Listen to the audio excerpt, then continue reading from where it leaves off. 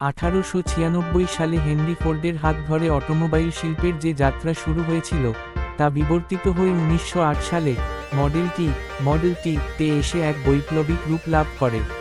1901 থেকে 1932 সালের মধ্যে ফোর্ড তাদের গাড়ির নকশা ও প্রযুক্তিতে যে আমূল পরিবর্তন এনেছিল তা ছিল মূলত আধুনিক যাতায়াত ব্যবস্থার ভিত্তি।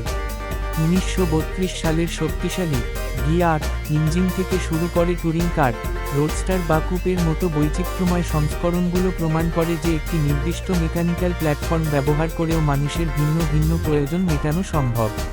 হেনরি ফোর্ডের উদ্ভাবিত অ্যাসেম্বলি লাইন পদ্ধতি প্রথমবারের মতো গাড়িকে আভিজাত্যের গণ্ডি থেকে বের করে সাধারণ মানুষের ক্রয়ক্ষমতার মধ্যে নিয়ে এসেছিল।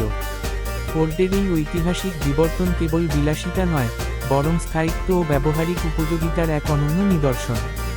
জাপানের সুজুকি যেভাবে ভারতে মারুতি সুজুকির মাধ্যমে একটি সফল দেশীয় বিপ্লব ঘটিয়েছে, ঠিক একইভাবে বাংলাদেশে ফোর্ড এবং একটি দেশীয় কোম্পানির যৌথ বিনিয়োগ দেশের যানবাহন শিল্পে এক নতুন মাইলফলক হতে পারে। বাংলাদেশের রাস্তায় বর্তমানে কয়েক লাখ ই-রিকশা বা ইজি বাইক চলাচল করছে, যা আধুনিক মানদণ্ড অনুযায়ী নিরাপদ নয় এবং পরিবেশের জন্য ঝুঁকিপূর্ণ। ফোর্ডের ক্লাসিক ডিজাইনের সেই আইকনিক ও সরল নকশাকে ভিত্তি হিসেবে ধরে যদি আধুনিক ইলেকট্রিক প্রযুক্তিতে রূপান্তর বা রেট্রোফিটিং করা হয়, তবে তা রিকশার একটি শক্তিশালী বিকল্প হিসেবে আবির্ভূত হবে।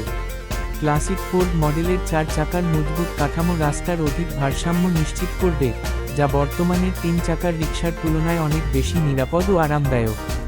এই রূপান্তরের সফল বাস্তবায়নে বাংলাদেশের বুয়েটের মেধাবী মেকানিক্যাল ইঞ্জিনিয়ারদের প্রযুক্তিগত উদ্ভাবন ও দক্ষতা এক অনন্য ভূমিকা পালন করতে পারে।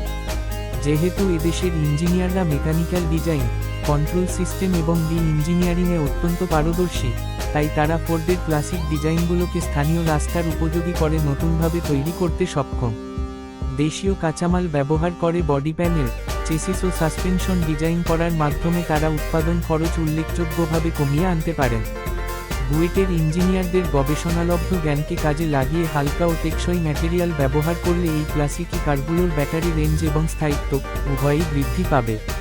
বাংলাদেশের 2025 সালের নতুন ইলেকট্রিক মোটরযান নীতিমালা এবং সরকারের পরিবেশবান্ধব লক্ষ্যমাত্রা এই ধরনের উদ্যোগের জন্য একটি সুবর্ণ সুযোগ।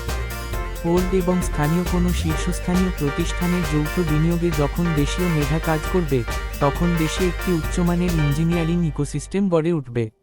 মধ্যবিত্তের নাগালে সাশ্রয়ী মূল্যে এই ধরনের রেট্রো কার বাজারজাত করা গেলে তা বাংলাদেশের পরিবহন খাতে এক নতুন যুগের সূচনা করবে। এটি কেবল একটি যানবাহনের পরিবর্তন নয়, বরং ঐতিহ্যের পুনর্জন্ম ও আধুনিক যাতায়াত ব্যবস্থার সমন্বয়ে চালকদের সামাজিক মর্যাদা বৃদ্ধি এবং শহরগুলোকে এক নান্দনিক রূপ দেওয়ার একটি শক্তিশালী মাধ্যম হয়ে উঠবে।